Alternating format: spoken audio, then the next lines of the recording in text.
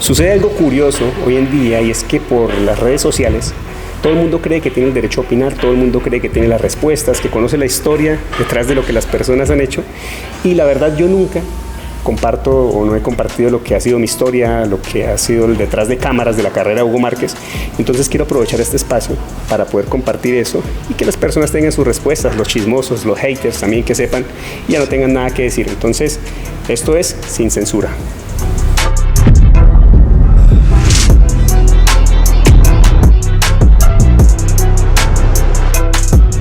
Yo empecé a entrenar cuando tenía 14 años y cuando digo empecé a entrenar, o sea, empecé a entrenar en serio, o sea, con el conocimiento que tenía a disposición, pero ya con un propósito, o sea, quería ser físico-culturista. Empecé a entrenar en los parques, acá en Colombia es muy común que en todos los parques hayan barras para hacer fondos en paralelas, dominadas y cosas por el estilo. Ahí empecé a entrenar cuando me di cuenta que necesitaba como más ejercicios, más variación. Le dije a mi mamá que me comprara un gimnasio, un multifuerza. Entonces se fue el multifuerza, lo metí a mi habitación como pude y ahí me encerraba durante horas a entrenar. El multifuerza traía unos afiches con ejercicios, con algunas indicaciones y ahí pues empecé a aprender un poco los ejercicios, venía la anatomía de los músculos, ahí empecé a mirar, bueno, qué ejercicios trabajan determinadas partes musculares y así fue que comencé. Empecé ahí cuando ya me di cuenta que necesitaba más peso, que ya de pronto el peso que traía ese multifuerza, las mancuernas y demás no era suficiente, pues decidí inscribirme en un gimnasio. Hablando con las personas que entrenaban en el parque me hablaron de un gimnasio que quedaba no muy lejos de mi casa, me inscribí, hablé con el dueño del gimnasio, Toño, en el gimnasio Real Olímpico. Ya, un saludo a la gente del Real Olímpico, que todavía existe ese gimnasio después de más de 30 años yo creo. Ahí empecé a entrenar, pero desde que yo llegué le dije a Toño, yo quiero competir. Obviamente mi desarrollo muscular era escaso, pero ya tenía el propósito y la convicción de que quiero ser fisicoculturista. Él me dijo, claro que sí, o sea, inscríbase. Ahí empecé a entrenar, ahí empecé a darme cuenta que habían fisicoculturistas de muy buen nivel, entre ellos ahí entrenaba Ricardo Plata, también un abrazo, un saludo a maestro Ricardo Plata. Él ya era un fisicoculturista con un recorrido bastante tremendo, o sea, ya competía a nivel nacional, ganaba todos los campeonatos en donde se presentaba y eso fue inspiración para mí. Ahí empecé como a motivarme, a ver cómo entrenaban estas personas, pero donde empecé realmente a aprender sobre entrenamiento fue a través de las revistas de fisicoculturismo. Estas revistas empecé a mirar que se podían conseguir en los puestos de revistas del centro, de ciertas partes de la ciudad, pero me percaté que las revistas llegaban a Colombia con 2 años de atraso, o sea, estábamos en el año, digamos, 97 y llegaban como el año 95, o sea, no llegaban las ediciones nuevas. Entonces, ¿qué hice? Pues bueno, para mí fue también una ventaja porque me di cuenta que no tenía que esperar un mes para conseguir un número, sino que podía ir por los puestos de revistas y encargarlas. Y entonces todos los meses me llegaban 5 o 6 revistas y las devoraba todos los días, desde la publicidad, todos los artículos. Y ahí fue que empecé realmente a aprender y a darme cuenta que lo que hacía el grueso de la población de los deportistas en los gimnasios estaba mal. Empecé ya a informarme con artículos de expertos cuando las revistas eran buenas, ¿no? Porque hoy en día las revistas son solo publicidad y fotos, parecen una red social, parecen Instagram, o sea, fotos de culturistas y publicidad de productos, no hay nada más ahí que ver. Estas revistas eran buenísimas. O sea, abríamos un artículo cualquiera de una revista y veíamos que quien lo escribió era un experto, un PhD en una cuestión nutricional, en entrenamiento. Entonces uno podía leer como la descripción de ese experto, decía entrenador de los Dallas Cowboys en Estados Unidos, Bueno, espectacular. Entonces aprendía uno muchísimo con eso.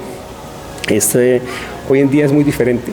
O sea, antes los únicos que tenían derecho a dar su opinión eran los expertos contratados por las revistas. Hoy la gente se nutre o se alimenta del TikTok, se alimenta del Instagram, en donde creen que en 30 segundos van a poder aprender algo que deberían estudiar a profundidad. Entonces hoy en día sí es horrible eso.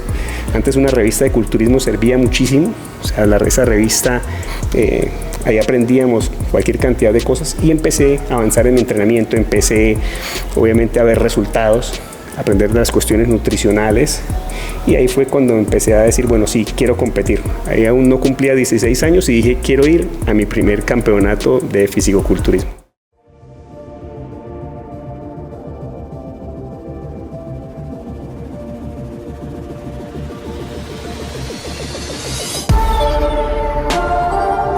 Cuando cumplí 16 años, me planteé y dije, quiero ir a competir. Yo participar en un evento de culturismo, y el campeonato que se organizaba acá en Bucaramanga era el Mr. Santander, que era el gimnasio Atlas en la avenida Quebrada Seca. Y entonces empecé a prepararme para ese evento. Empecé obviamente con lo que había aprendido en las revistas, a tratar de llevar una alimentación, hacer una dieta que me permitiera perder grasa, tratar de mirar la cuestión de las poses. Tenía que aprender las poses observando las revistas, porque no había pues YouTube, no había nada de este tipo de cosas que hoy tenemos a disposición. Entonces aprendí a posar, y por mi cuenta, bueno, le dije allá al dueño del gimnasio, voy a participar del Mr. Santander, y fui y me presenté. En este primer campeonato pues yo consideraba que estaba bien, de pronto para obtener una buena clasificación, de pronto no para ganar, porque yo tenía 16 años y competí, y los competidores habían de 30 años.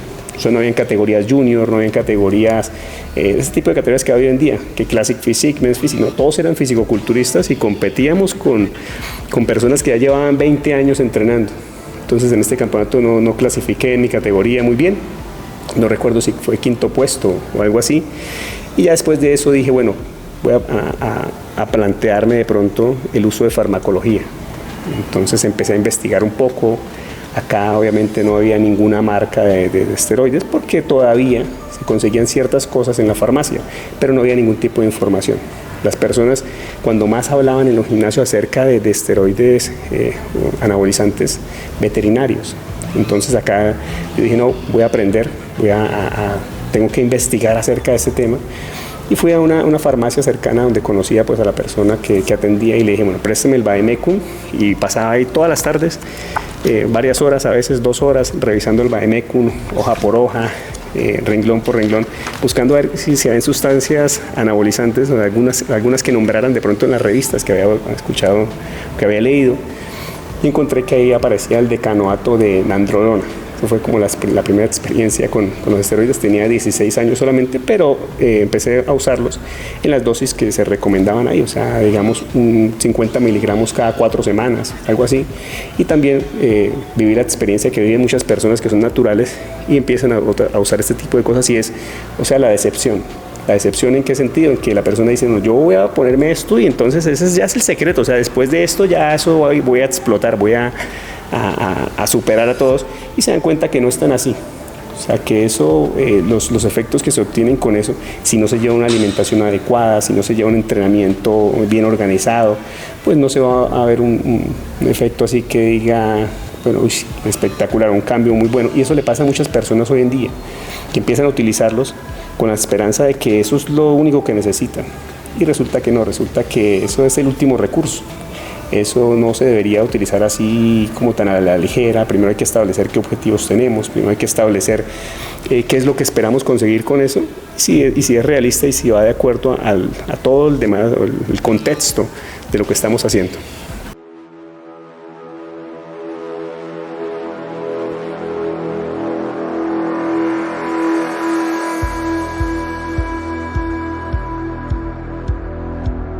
Respecto a este tema de la farmacología, pues es muy diferente a lo que se vivía antes, a lo que se vive ahora. Antes lo que se conseguía era lo que había en las farmacias, se conseguía decanoato de nandrolona, enantato de testosterona, y creo que se conseguía alguna otra cosa, no recuerdo en el momento, era lo único que había. Hoy en día hay muchas marcas de fármacos, hay muchos laboratorios, la mayoría no tan confiables. Entonces también tiene mucho que ver eso con los resultados que las personas obtienen hoy en día. La calidad de los fármacos que habían disponibles hace muchos años cuando empecé a entrenar, pero lo que empecé a usar fue muy poco. Aprovecho de pronto para contar un poco acerca de por qué yo apoyo mucho el culturismo natural hoy en día. No porque considere que esté mal usar fármacos, porque yo los usé durante 20 años, estuve 20 años usando farmacología y haciendo mi carrera en el culturismo, tratando de llegar lo más alto posible. Pero ¿qué experiencia he tenido con las personas que asesoro, con las personas, los clientes del gimnasio, con las personas que se acercan de pronto con la escuela de fisicoculturismo que tenemos? Las personas llegan, se sientan conmigo en un espacio como este y empiezo a indagar un poco acerca de sus objetivos, qué es lo que esperan lograr, qué están haciendo, el contexto general de su nutrición, entrenamiento y demás. Y pues me doy cuenta que la mayoría de las personas no deberían utilizar estos fármacos. Entonces hay atletas que se acercan pensando, como yo en un principio, que eso es lo que necesitan y que lo único que les hace falta son los fármacos para así llegar a un nivel tremendo y ganarle a todos. Pero resulta que son personas que muchas veces no se alimentan bien, son personas que no entrenan correctamente, que no descansan, o sea, todas las demás variables no las están cumpliendo y piensan que los fármacos les van a suplir todo eso y lo que terminan es decepcionándose. Entonces por eso trato de orientar a las personas mucho en ese aspecto, de asesorarlos y de guiarlos para que lo hagan de la manera pues, más beneficiosa para el caso de cada uno de ellos.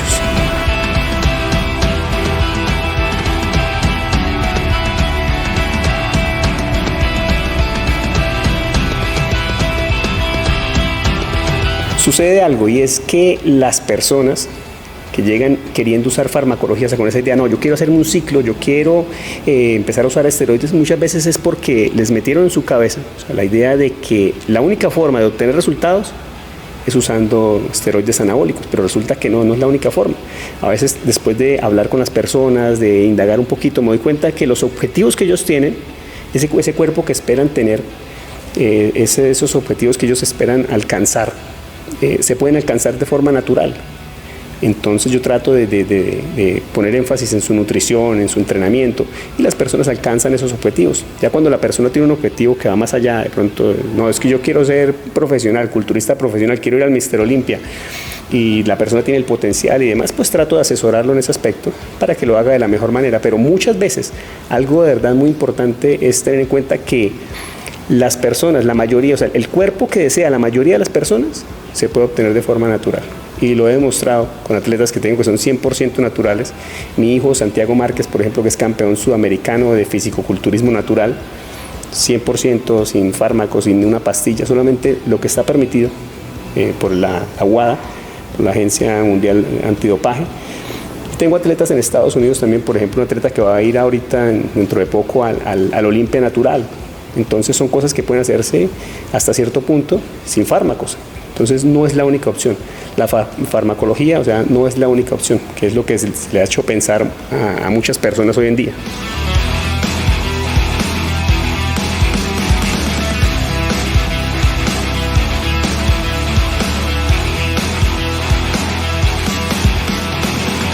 Siempre escucho historias, hay gente que llega y nunca me ha visto en la vida y no, profe, usted de verdad que usaba 3.000 miligramos de testosterona, que usted usaba no sé qué y resulta que yo digo, ¿de dónde sacaron esas historias? O sea, la verdad lo que yo usaba no era mucho en comparación a lo que usan las personas hoy en día. Veo atletas que utilizan dosis de verdad que no necesitan en absoluto, veo chicas utilizando esteroides en cantidades más grandes que las que yo usaba.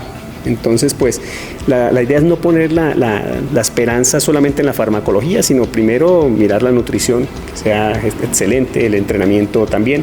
Y la farmacología sería lo último, ya cuando tenemos un objetivo claro, que sabemos que no vamos a alcanzar sin la farmacología. Entonces ya eso es otro cuento. Pero lo que yo usaba era muy poco, testosterona, nandrolona y de pronto en algún otro momento usé testosterona, estanosol y algo de hormona de crecimiento de pronto antes de los eventos. El precio pues hacía muy difícil que se usara durante más tiempo, de pronto unas cuantas semanas antes de un evento se podía usar algo de hormona de crecimiento. En mi mejor momento, cuando gané mi carnet profesional y demás, lo que usaba era 750 miligramos de testosterona, estanosol inyectable, digamos 150, 200 miligramos máximo a la semana y algo de hormona de crecimiento las semanas previas a un evento, digamos unas 6 semanas antes de un evento, que sería como lo que el bolsillo permitía, o sea, lo que mi economía me permitía usar, pero obviamente trataba de darle prioridad a la nutrición excelente, al entrenamiento más intenso lo que nadie podía hacerlo. Entonces esa fue como la clave del progreso, de ver esos resultados extraordinarios, diría yo.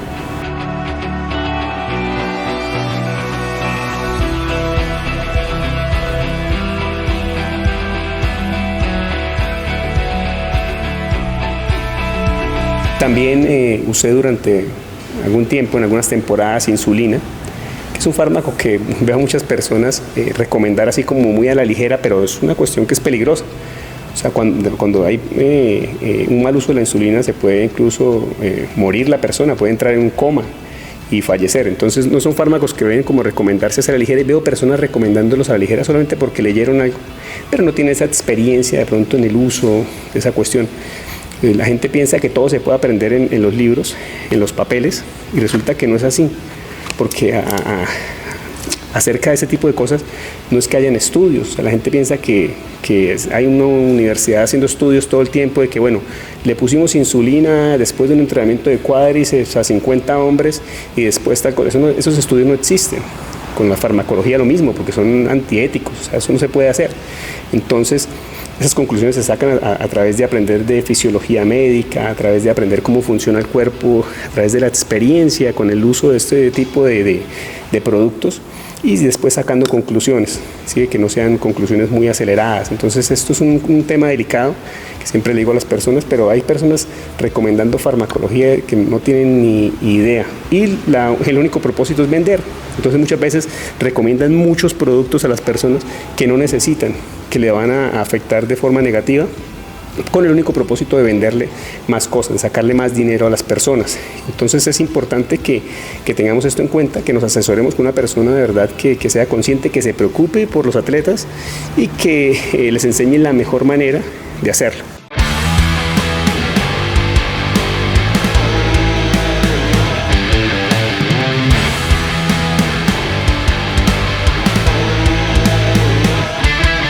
La verdad, yo viví el sueño, o sea, el sueño de todo fisicoculturista.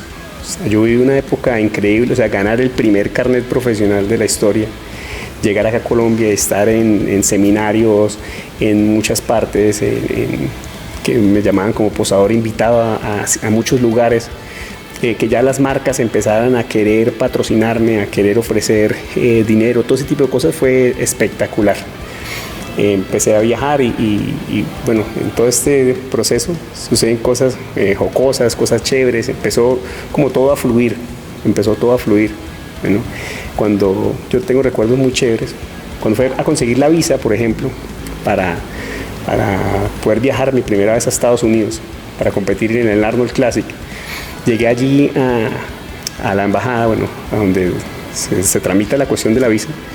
Hice todo el proceso, como todas las personas, llevaba toda la cuestión que me recomendaron, de pronto los artículos que habían sobre mí en ciertas publicaciones, todos. Y llegué allí a hacer la fila y me atiende la persona y me dice, bueno, ¿usted a qué va? ¿Cuál es su intención al ir a Estados Unidos? Y empecé a comentarle como todo lo que yo quería hacer, y resulta que a los 8 días ya tenía que viajar para Estados Unidos, faltaban como 10 días. Y la persona me dice, listo, entonces no hay problema, aprobada su visa y esto se le va a enviar.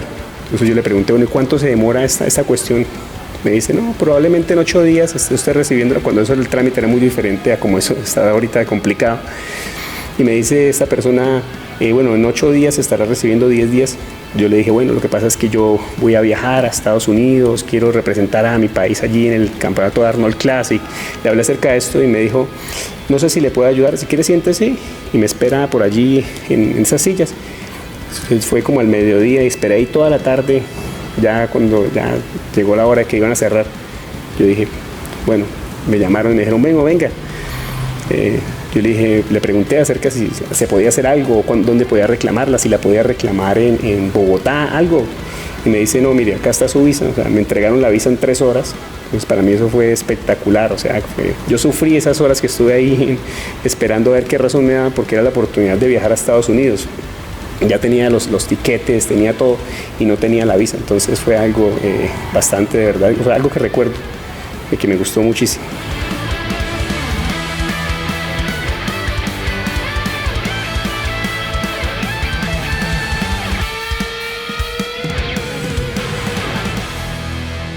Bueno, estos primeros viajes me mostraron la otra cara del culturismo, o sea, cómo era ser fisicoculturista fuera del país. Empecé mi primer viaje a Estados Unidos, por el camino, o sea, había nerviosismo, porque no, que la cuestión de la aduana, en esto, en lo otro, fue muy chévere. O sea, a los atletas, a los fisicoculturistas, más exactamente en Estados Unidos se les recibe muy bien, o sea, en los controles, con los agentes, la policía, todo eso, o sea, todo el mundo me trataba muy bien, me motivaba, qué bien que vine para el Arnold Classic, o sea, fue algo raro, pero fue bonito, o sea, vivir algo fuera de Colombia y darse cuenta cómo era el culturismo fuera del país. Entonces fue de verdad muy chévere conocer atletas de todos los países, empezar ya atletas de Sudamérica, de Argentina, de Brasil, de Uruguay, de todos los países, y empezar a conocer a esos atletas y ver que eran atletas como tan buenas personas, o sea, eran muy amables todos, o sea, acá se tenía la cuestión, o lo que siempre nos mostraban, que los argentinos eran muy creídos, tal cosa, pero eran personas muy amables. Tengo amigos argentinos, son de las personas más amables. Eso sí, pues acostumbrarse uno que los saluden de beso, complicado, pero eran muy amables, eran personas de verdad que estaban siempre serviciales, lo mismo las personas de Brasil. O sea, los culturistas en general en el mundo son personas de verdad muy buenas personas. Pero ¿qué pasaba? O sea, se da uno cuenta que todos estos atletas se hicieron solos. Entonces son atletas que pasaron todos los filtros que tienen que pasarse para llegar a ser un atleta de alto nivel. Entonces en ese filtro terminan llegando a lo más alto las personas, las mejores personas. Entonces eso pasaba y se da uno cuenta que todos los atletas en Estados Unidos también, atletas de Europa, era como una gran familia, una hermandad muy bonita. Conocí atletas españoles de todas partes y todos eran muy amables. O sea, era una hermandad de verdad que se vivía espectacular. Hoy en día no se vive eso, y uno sacando sus propias conclusiones. ¿Qué es lo que pasa? Que ya hoy esos atletas que se hacen solos, que luchan, que tienen que pasar por tantas cosas, que tienen que tener como un carácter especial para llegar hasta allá, ya no están. Están los atletas que reciben todo ya hecho, que un preparador les entrega, les dice aquí está, hágale, y la persona no tiene que hacer todo ese proceso. No son personas muchas veces que su sueño fue ese, que querían ser atletas sobresalientes, sino que sencillamente alguien les dijo, oiga, usted es bueno, ¿por qué no se prepara? Ay, de verdad, si cree, sí, hágale. Y entonces son personas como impulsadas, atletas hechos como a la fuerza, que cuando llegan a esa cima, bueno, y se da cuenta que no son esas personas como que habían antes, los campeones de antes, que eran atletas de verdad de un corazón muy diferente al de hoy en día. Entonces eso es algo también que me gusta compartir, la diferencia, lo que era la familia del fisicoculturismo en el mundo entero antes y lo que es ahora, que ahora ya es algo muy diferente. Eso se dañó muchísimo.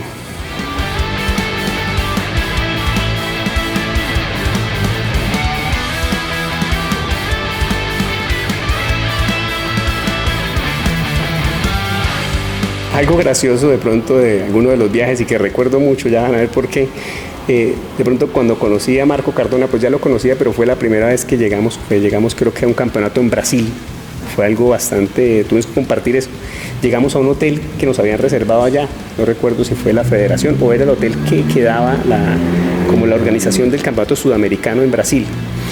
Y tomamos el taxi, nos fuimos para allí, para este lugar, y el taxista nos decía, ¿están seguros que es por acá? Nosotros, sí, esa es la dirección. Llegamos a un hotel de mala muerte, horrible. O sea, entramos al hotel, nos sentamos cada uno en la cama con Marco y nos miramos y dijimos, bueno, Marco, ¿qué hacemos? Y en estas camas no se puede dormir. Es como esos hoteles que quedan en la parte así más fea de la ciudad, acá en Bucaramanga o en otras ciudades, que ahí entran, mejor dicho, son unas residencias de mala muerte. Y nosotros sentados ahí, ya era tarde, digamos, no sé, 11 de la noche, y nosotros, ¿qué hacemos? Necesitamos descansar, acabamos de llegar acá a Brasil. Entonces, bueno, vamos a llamar a Ulrich, llamemos a alguien que nos ayude porque estamos acá en este hotel. Efectivamente llamamos, bueno, ya les voy a hablar quién es Ulrich, él también entra acá en esta historia, Ulrich Umen. Mucha gente lo conoce, el más odiado y el más amado del fisicoculturismo. Lo llamamos, nos consiguieron un hotel, estaba lejos de ahí, nos tocó otra vez otro taxi para ese hotel. Llegamos allá a ese hotel, un hotel conseguido a última hora, entonces era una habitación grande, pero con una sola cama. Entonces llegamos allá y Marco, oh, qué bueno, ya vamos a descansar, listo, entonces ya podemos bañarnos y descansar. Marco sale del baño totalmente desnudo y caminando por toda la habitación desnudo, y yo como que, bueno, o sea, pues igual estamos acá entre hombres, no pasa nada. Me dice, no, es que yo duermo así, yo duermo desnudo y a mí me gusta estar desnudo acá en la habitación. Y yo como que miraba, pero hay una sola cama, Marco, por favor. Y entonces, no recuerdo muy bien, pero creo que lo convencí de que se pusiera algo, porque, o sea, una sola cama y él no, a mí me gusta dormir desnudo. Muy fresco Marco, obviamente caleño, un gran amigo, pero fue una experiencia de verdad bastante graciosa. Yo se lo cuento a la gente y la gente se ríe mucho como de esta situación, ¿no? De que, bueno, yo duermo desnudo y una sola cama y como que no, o sea, imagínense.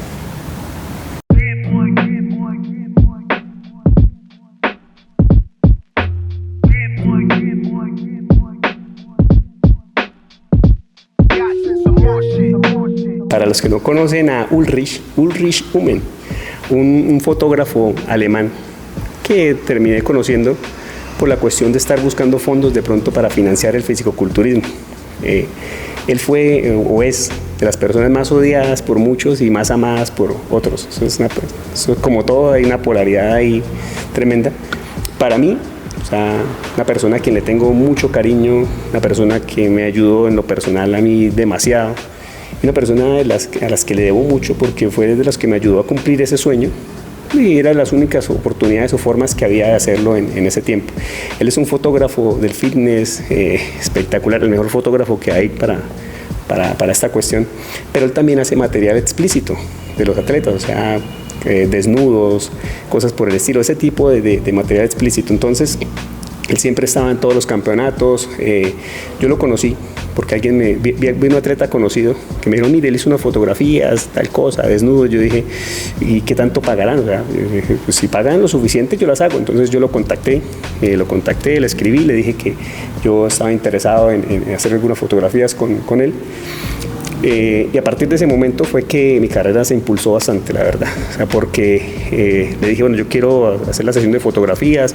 Me dijo, bueno, va a ser en 4 meses, en 5 meses, va a ser en Panamá. Yo le dije, listo, claro que sí. Ese fue mi primer viaje internacional. Le dije, bueno, necesito prepararme para esa sesión de fotos. Entonces me dijo, ¿qué necesita? Empezó a mandarme la suplementación que necesitaba de Estados Unidos, me adelantó dinero para que pudiera prepararme. Entonces, para después poder ir al campeonato sudamericano. Entonces empecé a tener suplementación por montones, empecé a tener el dinero suficiente para la preparación, alimentación, farmacología, ya podía tener acceso a un poco de cosas que no tenía acceso antes. Y así fue que lo conocí. De ahí en adelante empecé a trabajar con él, empecé a hacer sesiones de fotografía. No es como la gente dice que él acosaba a los atletas y los persuadía de que hicieran ese tipo de material. No, para nada. O sea, llega uno, hace sus fotografías de fitness y él dice, bueno, hay otro tipo de fotografías que pueden hacerse y el que quiera pues recibe un mayor pago. Y los atletas normalmente me envían muchas solicitudes, eran cientos y cientos los atletas que enviaban sus solicitudes para hacer este tipo de material porque se pagaba muy bien. Yo estuve haciendo sesiones de fotos en Miami donde había muchos atletas de España, de otros países, de Sudamérica, de todas partes, esperando para poder hacer este tipo de contenido que se pagaba muy bien. O sea, parecía hasta imposible que pagaran tanto. O sea, no sé cuánto le pagarían a los demás, pero me pagaban muy bien en ese tiempo. Y empecé a trabajar con él y eso impulsó bastante mi carrera. Bueno, hoy en día no lo haría por ningún dinero, pero en ese momento me pareció bien hacerlo. Mis principios, mi pensamiento era otro. Y pues me pareció que eso me sirvió mucho en ese momento. Y muchos atletas se beneficiaron de esto. Las personas critican mucho acerca de esto, hablan, hay personas que, mejor dicho, pero hoy en día todo el mundo trabaja en OnlyFans, en cosas por el estilo y nadie dice nada. Entonces sencillamente eso era como una persona adelantada a su tiempo que empezó a sacarle jugo a este negocio y ahora todo el mundo trabaja en eso.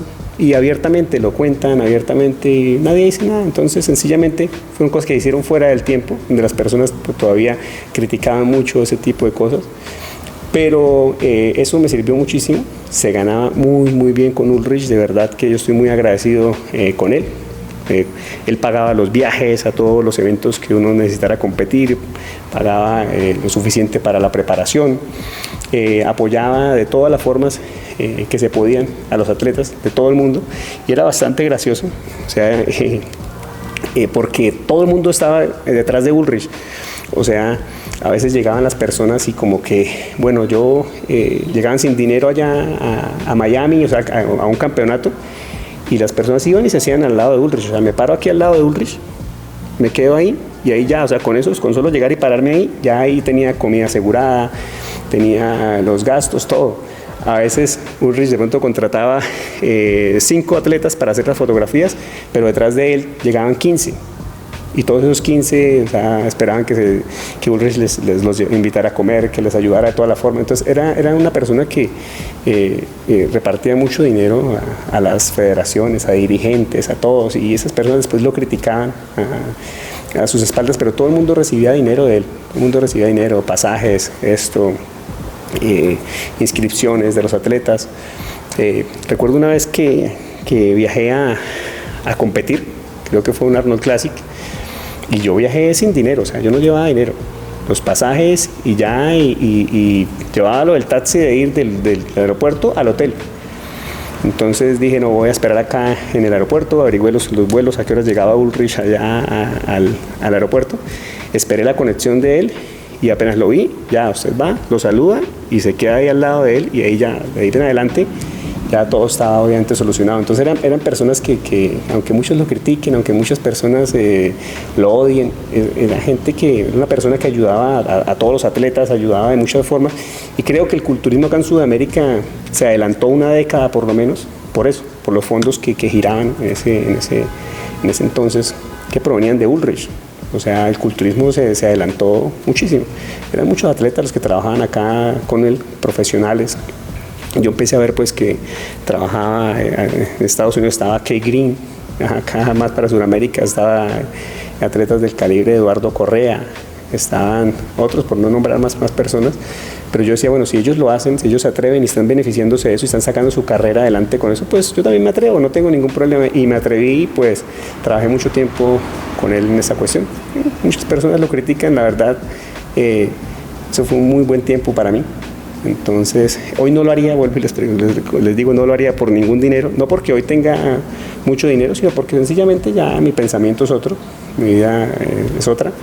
Entonces, pero sí les cuento eso, a los que quieran saber, los chismosos y demás, que ya siempre están ahí.